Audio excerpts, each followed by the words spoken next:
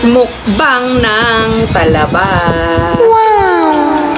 Ito ang ating homemade suka. At ang talaba. Ayan. Ayan. Tara. Na-steam natin to. Woo!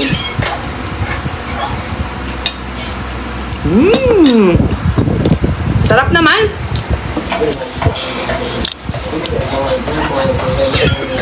Ang sarap. Ayan o.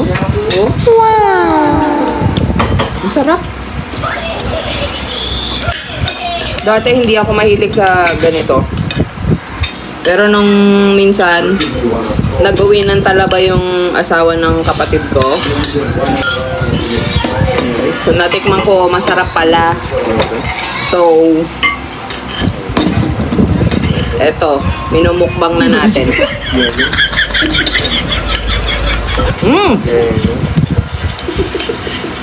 Masarap. Itong suka naman, nilagyan natin ng sili, ng kalamansi, wow, asukal at asin, paminta.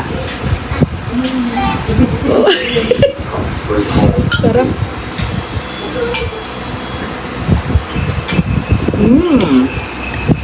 Yun lang.